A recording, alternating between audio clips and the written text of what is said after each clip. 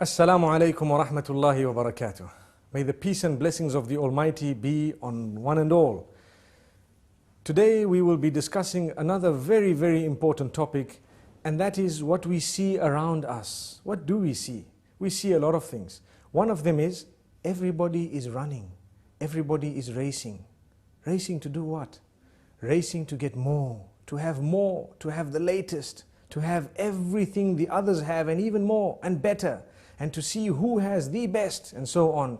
This is more like a rat race, the race behind materialism.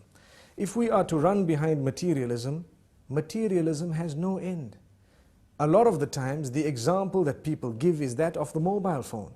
We always want the latest, even if the phone we have does our job and it is good and it has been faithful to us, we still want to change it, we want to update it. Sometimes when we cannot even afford to have a mobile phone and we would have it, we would borrow, we would live on that which is credit, in the sense that we owe people and we don't even have the means to own something and we want it. The same applies to a motor vehicle, where you have a person who has a car, they've barely afforded it, but they want another one. They want to update it, and they keep on updating it, and they look at the other one, and they want that one as well. And then they are never happy with what they have because they see what others have. We are taught as Muslims, be happy with what you have.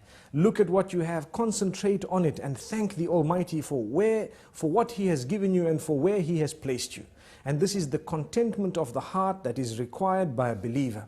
And we need to know, yes, if you can afford it very comfortably, then go to it. And maybe perhaps you are allowed to have it. But what you do need to understand, and I do need to understand as well, is that I need to tailor-make my life according to my budget. What I have is the budget. What I own is the amount that I have. I need to make sure that I buy that which I can afford. Why should I buy something I cannot afford? It is a burden on the shoulders.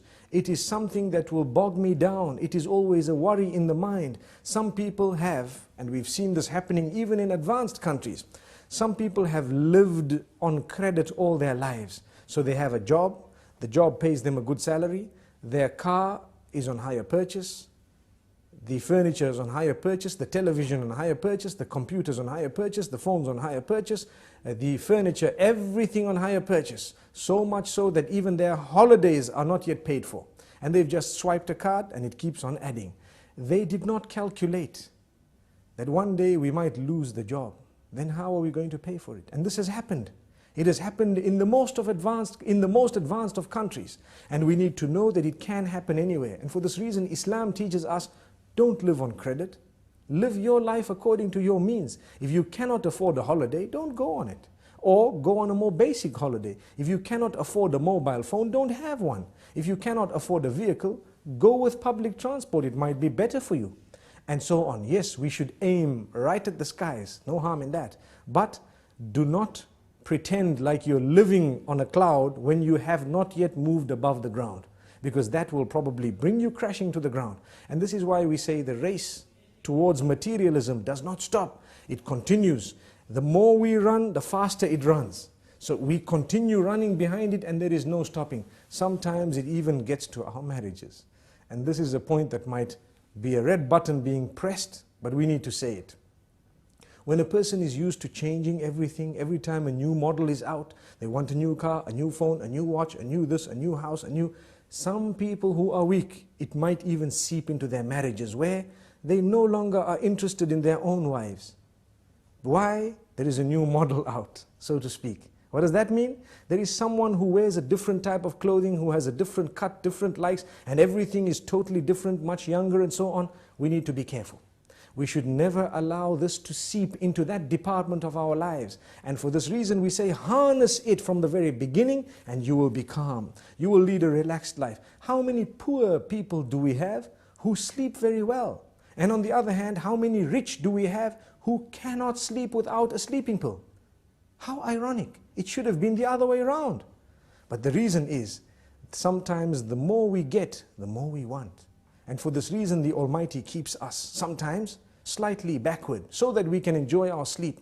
We can have a happy home. So many people, that when they've got enough money, enough time, enough good health, so to speak, they tend to think of sin, and they'd like to go and spend it in the casinos, on people whom they are not supposed to be spending it upon, spending nights out, engaging in adulterous affairs, and so on, because they've got the time to do that, the wealth to do that, the health to do that. So as a gift of the Almighty, He sometimes keeps us less wealthy so that we don't even go there. He sometimes keeps us less healthy so that we don't have the health to do that. And sometimes He keeps us occupied so we don't have the time to do that. And we lead a happier home, a happier life, a happier family. Our children are always with us on our laps, having the meals with us and so on. Whereas you have sometimes those who have been given a lot, they don't have a meal with their children. Their children are distant. They have a relation with them which is very plastic, or should I say, very cosmetic. We ask the Almighty not to make us from those. Yes, there is an exception. There are those who are wealthy, and they use their wealth in the right direction, and they do not allow that wealth to develop, or should I say, to change in a negative way their character and conduct. Because sometimes what wealth does, it messes a person up. Or, to word it more correctly, as we've always said, wealth does not spoil you, but it gives you the opportunity to show who you always were inside. And I think we've explained this in the past. Like someone working for a boss, and his boss tells him something he doesn't like, he might be very upset, he wants to show it, but because he's not as wealthy, he cannot show it. So he says, yes sir, thank you sir, okay sir. But his heart is bubbling and bursting with all this, want to actually clarify and to answer back. He hasn't done it because of his standing. The minute he gets wealth, the wealth did not spoil him, but it gives him a chance to answer back and say, who do you think you are? If you have, we have as well. And for this reason we say, we need to have the best character and conduct prior to when we've had wealth, whilst we have the wealth, and even after it's gone. And when we remain humble, we won't suffer depression if we suffer a loss. The minute we live a haughty, high life, one thing goes wrong and we're depressed. Why are we depressed? Because we were running behind materialistic items. And we wanted to live a life that was compared to those higher than us rather than those lower than us. And for this reason we say, it is best for us to look at those lower than us so that we can appreciate the gifts of the Almighty upon us. Like we always say, if you don't have shoes, look at those without feet. And you will realize, at least I've got my feet, I might not have shoes. And this is just one example. In this way, there are so many examples. The youth out there, definitely the media plays a big role, a very big role, in convincing people to want things that they don't actually need. And this is why we need to distinguish between the wants and the needs. You need something, that is different. But when you want something, can you afford it? Is it necessary? Even if you can afford it, is it going to result in the destruction of your marriage, in the pushing away of your own children, or in the loss of respect, or in the changing of your habits in a negative way? If it is, leave it out. It's only something you want. You don't actually need it. You'd rather remain with that which you need and have an intact family with positive, relatives and family members and a good work environment and so on. That is much, much better than being a person who has everything, no friends, no family, nothing good in life. And this is why I repeat, and I'd like to end with this, there are many people who have really prayed for lots of wealth, and when that wealth came to them, it actually came to them with more negativity than anything else. They lost their family members, they lost their relatives, they lost their children, and they lost their sleep as well. Sometimes they lose their health as well.